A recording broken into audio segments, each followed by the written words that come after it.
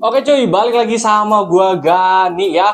Setelah di video sebelumnya kita udah nge-review casing Cube Gaming Advance ya. Ini casing 450.000 dan mesh semuanya, casing yang gue bilang sebagai tombak dengan dua mata pisau, karena kalau rumahnya dingin jarang berdebu, ini casing jadi solusi banget. Tapi kalau rumahnya panas banyak berdebu, ini casing bakal cepet parah berdebuannya ya. Oke, sekarang kita akan rakit tentunya dengan komponen yang biasa kita rakit aja ya, B660 i3, RAM-nya V-Color ya. Dan di sini gue pengen pakai water cooling 240 mm ya. Oke, untuk water coolingnya sendiri, casing ini ditegaskan di websitenya hanya support water cooling 240 mm di depan doang ya. Di belakang bisa 120, di atas tidak bisa water cooling. Tapi gua mau coba ya, karena casing ini lubang bautnya rada geser teman-teman. Jadi ada kemungkinan kalau gue pakai RAM yang pendek ya, itu masih bisa pakai water cooling di atas. Tapi nanti kita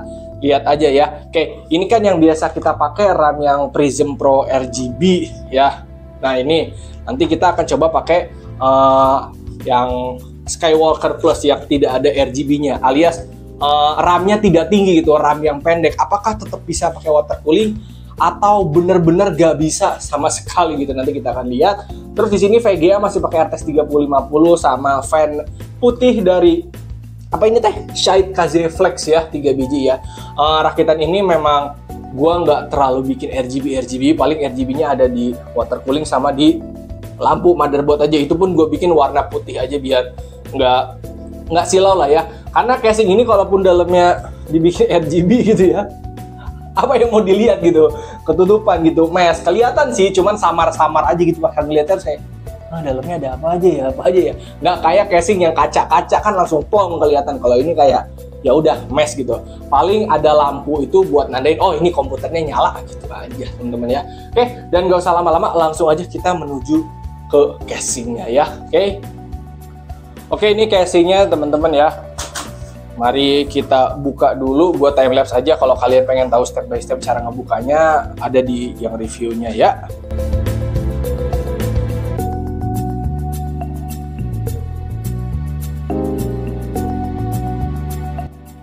Oke, ini dia casingnya teman-teman ya. Cara ngebukanya seperti ngebuka casing pada umumnya aja lah ya.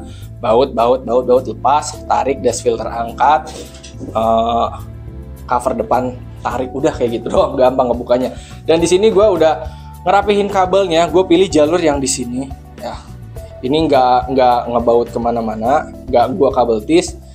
Ini ada jalurnya sama kayak gini. Jadi di sini tuh ada 8 ya. Tuh 2, 3, 4, 5, 6, 7, 8. Tapi gue hanya pakai 3 yang ini, dan untuk USB 3-nya cuman 2 ya. Oke, kenapa gue nggak pakai yang atas? Karena gue nggak mau nanti mentok sama si kipas gitu ya. Kalau gue pakai dari sini nih, ini kan 1, 2, 3, 4. Kalau gue pakai yang ini juga, nanti di sini kipasnya malah jadi nggak bisa nutup. Jadi gue pepetin aja semua ke depan sini biar bisa naruh kipas atau water cooling ya. Oke, di sini gue masih berasumsi ya bisa pakai water cooling 240 mm di depan ya. Di atas maksudnya. Gue masih berasumsi bisa masang water cooling 240 di atas, walaupun di websitenya bilang cuman bisa di depan ya. Soalnya posisi bautnya dia ke arah sono teman-teman ya, ada di pinggir ya. Dan bautnya baut lubang panjang gitu. Kalau buat fan doang kan biasanya kayak ya udah lubangnya cuman bulat-bulat aja, bulat kayak gitu aja. Ini sedangkan dia panjang, jadi kemungkinan bisa water cooling dia ada. Dan ini pun dia jauh dari area bawah sampai ke lubang ini. Jadi radiator di atas, ini kan bawah sini area motherboard gitu ya. Oke, gue keinget sama casing Aerocool Atomic teman-teman. Jadi si Aerocool Atomic juga kayak gitu, dia lebih pendek, tapi karena bagian sininya dibikin lebar, dan di sini jadinya bisa masang water cooling. Nah, untuk yang ini gue nggak tahu nih water cooling bisa dipasang dalam keadaan RAM-nya itu harus RGB yang rada tinggi dia bisa, atau bener-bener RAM yang tidak ada RGB, atau RAM yang pendek. Mungkin ada kali ya RAM RGB yang pendek. Soalnya kayak gini nih. Ini RAM RGB biasa ya, V-Color Prism Pro. Yang ini V-Color Skywalker. Bisa dilihat ini tingginya kan beda ya. Oke, sepersekian doang gitu. Oke, Untuk yang Aerocool Atomic kemarin pakai ini masih bisa. Nah, kalau yang ini gue curiganya cuma bisa pakai yang ini. Mudah-mudahan sih dengan pakai RAM yang pendek dia tetap bisa pakai water cooling. Kalaupun pakai RGB nggak bisa ya. Dan kalaupun pakai RGB ya teman-teman ya, di casing kayak gini ketutup juga gitu. Jadi nggak masalah juga. Misalkan pakai RAM telanjang atau RAM yang non RGB yang nggak terlalu tinggi sekalipun ya. Oke. Sekarang gue mau masukin motherboard dulu aja ya ke casingnya.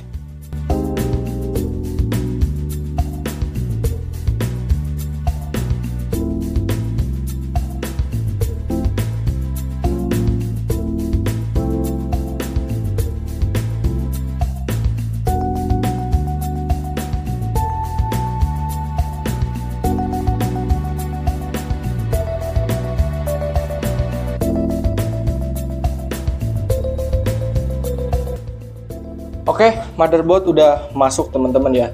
Dan waktu itu sempat ada yang nanya juga, Bang kok SSD NVMe-nya lu taruh di bawah sih, nggak di atas ini yang ada armornya? Ya karena buat konten aja guys, gue taruh di bawah. Sebenarnya kalau mau di atas juga dia bisa, tapi gue nggak mau. Ini kan apa sih namanya, heatsinknya ada thermal pad-nya, gue nggak mau rusak gitu, biarin aja lah ini. Toh dipakai di bawah juga cuma buat konten-konten doang. Intinya kalau kalian mau pasang di atas bisa ya. Oke, sekarang gue mau coba taruh water cooling dulu ya. Oke. Nggak bisa. Oke, mentok guys, nggak bisa masuk ya kalau misalkan pakai RAM yang tinggi. Sekarang kita tukar pakai RAM yang lebih pendek ya. Kita tukar aja, apakah bisa? Kalau bisa ya lanjut, kalau nggak bisa ya kita water coolingnya pasang di depan nanti. Oke, satu dulu, ini yang lebih pendek ya. Oke, satu lagi. Sekarang baru kita coba taruh dulu aja water coolingnya, bisa masuk atau enggak nih. Bisa guys, bisa. Oke, kalau misalkan kita lihat di lubang bautnya sebentar. Yap, bisa. Water cooling 240 bisa gua pasang di atas dengan baut yang ya memang pada tempatnya gitu loh. Dan kagak maksa juga sih ya. Maksudnya kagak sampai bikin RAM-nya atau heatsink motherboard-nya kegencet ya. Ini masih bisa bebas aja ya. Oke.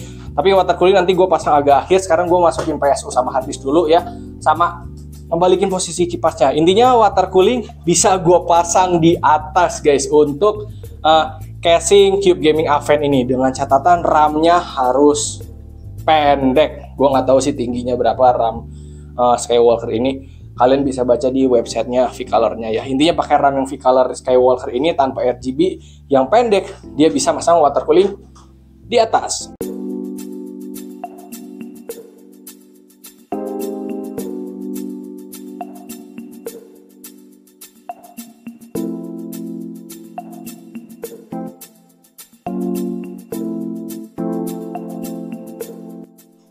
Power supply sama harddisk udah gue pasang ya, udah gue colok-colok juga kabel-kabelnya, dan nggak susah sih guys, kabel manajemennya masih gampang-gampang aja, kayak 8 pin CPU ya lewat sini aja. Ini gue nggak kabel terus aja, dia bisa gue jejelin ke dalam sini masih muat ya.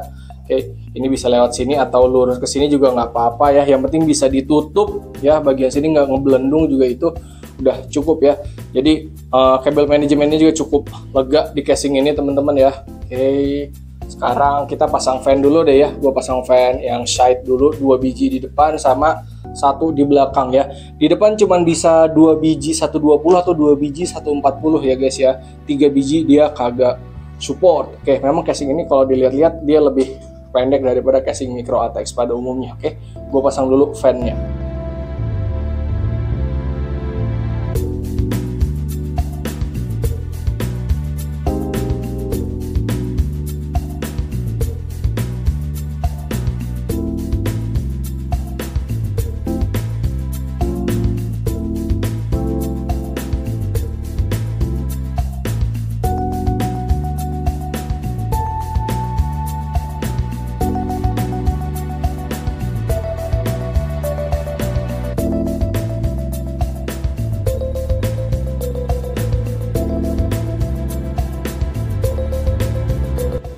Oke guys, fan udah kepasang, sekalian aja water cooling juga termasuk fan juga ya.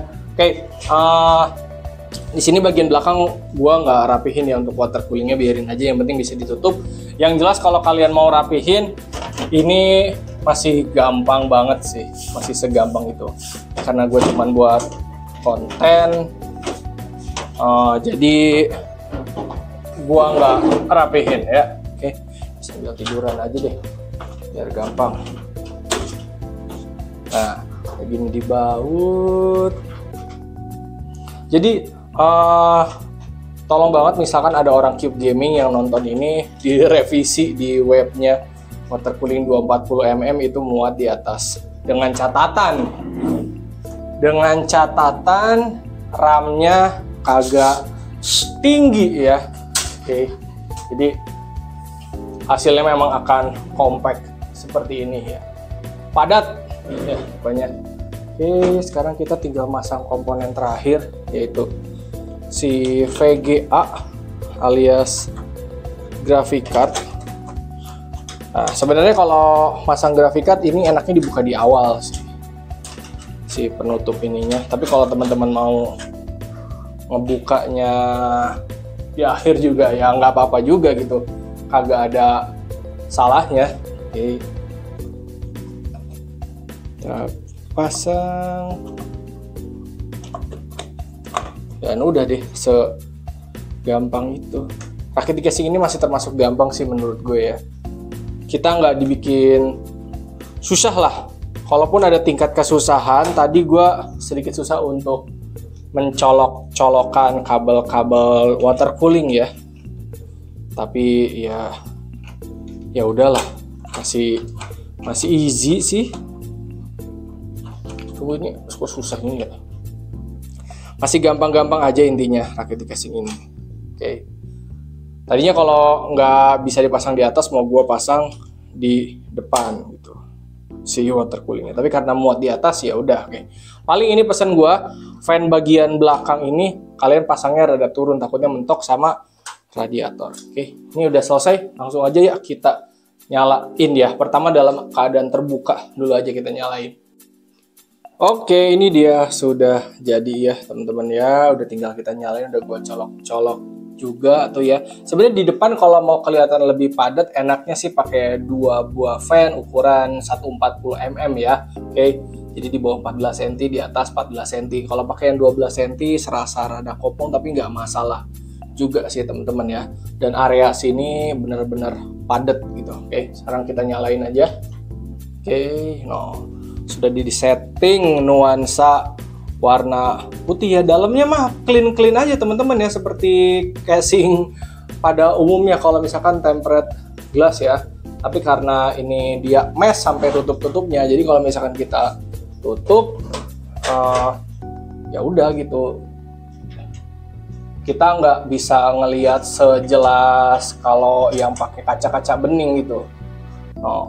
Dia ketutup kayak gini. Kalaupun ngelihat dari samping kelihatan, cuman samar-samar aja ya. Oke, dan sekali lagi gue tegesin, ini casing dia worth it teman-teman ya. Tapi balik lagi lihat rumah lu ya. Apakah rumah kalian banyak debu terus panas? Kalau misalkan banyak debu dan panas, kalian pakai casing ini akan jadi bumerang ya. Kalian bisa seminggu sekali atau sebulan sekali ngebersihin dalemannya, karena dari depan masuk debu, dari samping masuk debu, bisa sebanyak itu ya. Tapi kalau rumah kalian dingin, terus juga kasarnya nggak banyak debu, apalagi ada AC, ini jawaban banget sih. Biar orang juga penasaran, wah ini dalamnya apa, pas dinyalain kelihatan samar-samar kayak gini, kayak wah ada tulisan RTX nih dalamnya. Jadi balik lagi selera ya. Ini casing buat gua di harga 450.000, rakitnya gampang, paling posisi water cooling sama RAM kalau mau dipasang di atas harus diperhatikan. Kabel manajemen belakang masih gampang, cuman nyolok-nyolokin area atas ya. Kan kadang water cooling CPU bloknya nyolokin fan-nya di atas tuh ya, itu mungkin harus rada ekstra keluar effortnya gitu ya. Tapi kalaupun nggak mau di atas, bisa pakai fan splitter atau dicolokin ke bagian bawah motherboard, masih gampang ya. Ini pun kayaknya dipasang VGA yang triple fan model colorful gitu masih masuk aja ke sini harusnya ya, karena ini aja masih segini, masih ada area panjang gitu. Oke, ini kelasnya gue lihat sih beda, ini mewah sih guys ya. Oke, ya segitu aja teman-teman ya. Di video kali ini nggak ada testing karena kita cuma pengen tahu gimana sih rasanya rakit di casing Cube Gaming Advance sama hasilnya gimana. Buat gue sih worth it guys. 450.000 guys, kalian dapat casing yang bisa gue bilang dia kualitinya mewah, tampilannya mewah kayak gini ya. Tapi balik lagi, lihat rumah kalian. Oke, sekian dari gue, hatur nuhun, terima kasih dan thank you. Fill me out with your smile. Now the sunshine brings the light. Fill me out with a flame. I